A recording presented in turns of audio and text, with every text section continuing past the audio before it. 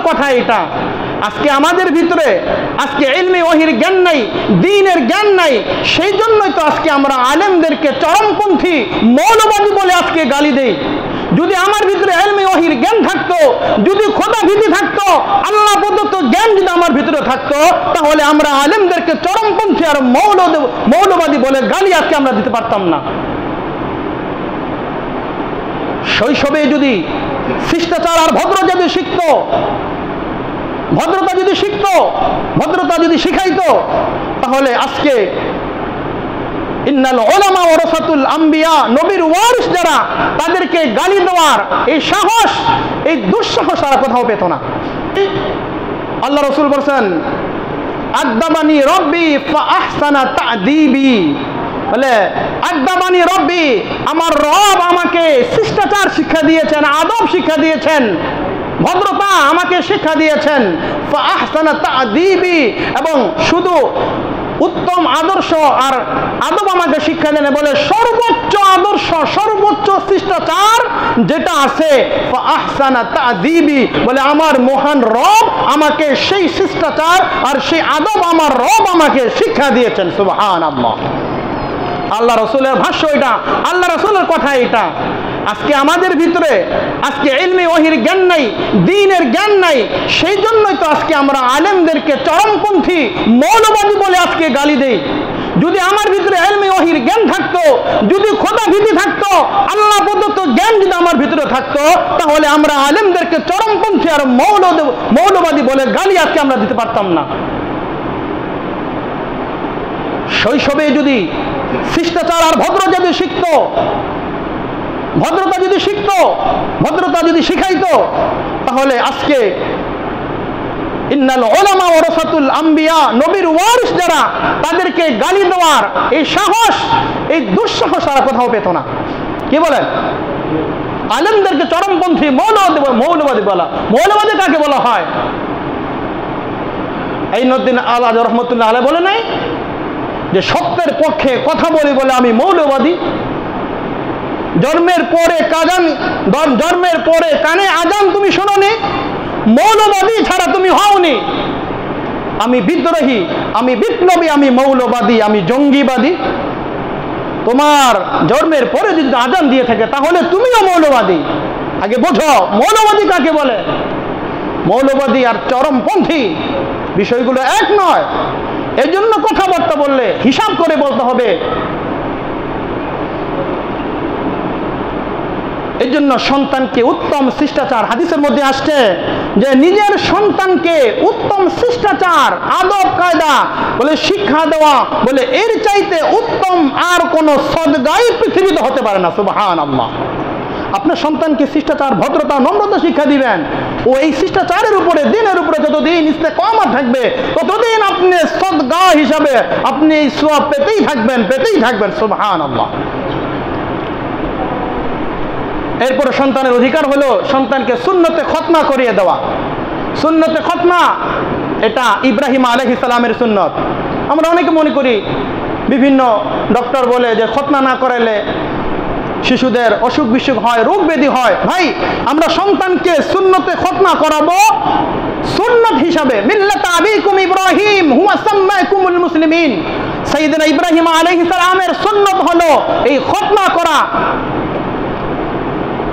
আশারুম মিনাল ফিতরি, 10টা ফিতরাত, 10টা সুন্নত, বলে এটা সকল নবীদের কাছে ছিল। অন্য হাদিসের মধ্যে আসছে আরবাউ মিন সুনানিল মুরসালিন আল হায়াউ ওয়াত তা'তুরু আসওয়াকু আন নিকাহু। প্রত্যেকটা নবীর 4টা সুন্নত ছিল। লজ্জা, প্রত্যেকটা নবীর 4টা সুন্নত ছিল। লজ্জা মানে হায়া তো আমাদের থেকে উঠেই গেছে। লজ্জা, শরম, হায়া তো আমাদের থেকে উঠেই গেছে। নবীজি বলতেছেন যে হায়া এটা নবীর সুন্নত। আল হায়া শু'বাতুম মিনাল ঈমান, ঈমানের একটা অঙ্গ লজ্জা করা। নবীজি বলছেন ইযা লাম তাসতাহি ফাসনা মা শিতা, যদি তোমার লজ্জা না থাকে তাহলে তুমি যা ইচ্ছা তুমি তাই করো।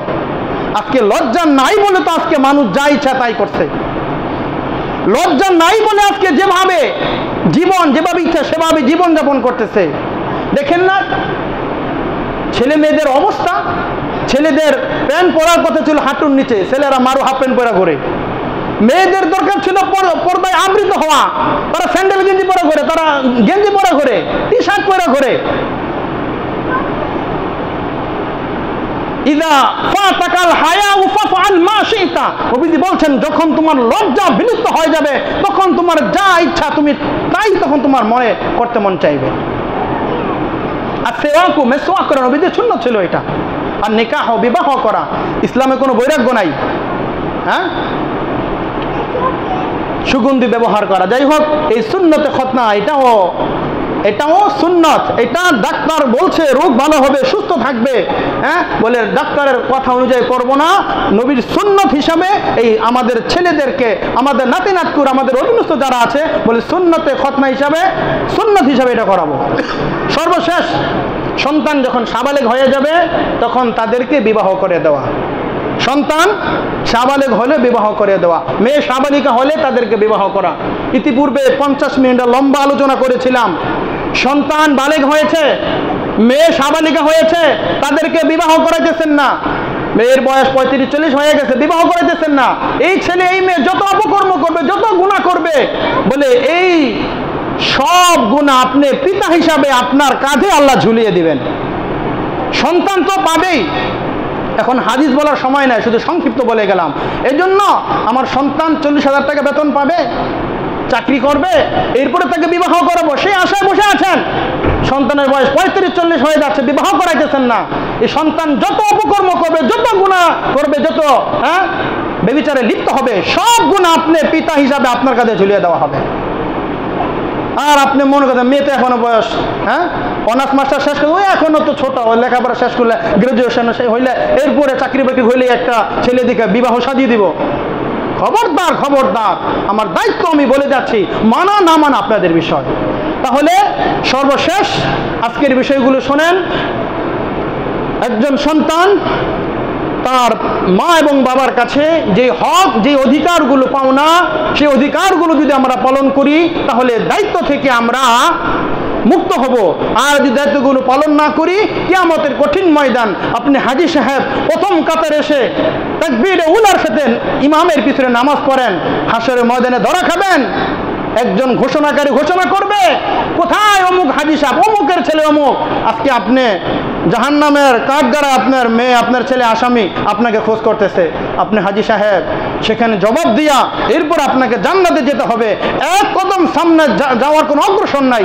তখন সন্তান, ওই মার সন্তান, ওই পিতার সন্তান বলবে, ক্বালাল্লাযীনা কাফারু রাব্বানা আরিনাল্লাযীনা যাল্লানা মিনাল জিন্নি ওয়াল ইনসি নাজআলহুমা তাহতা আকদামিনা।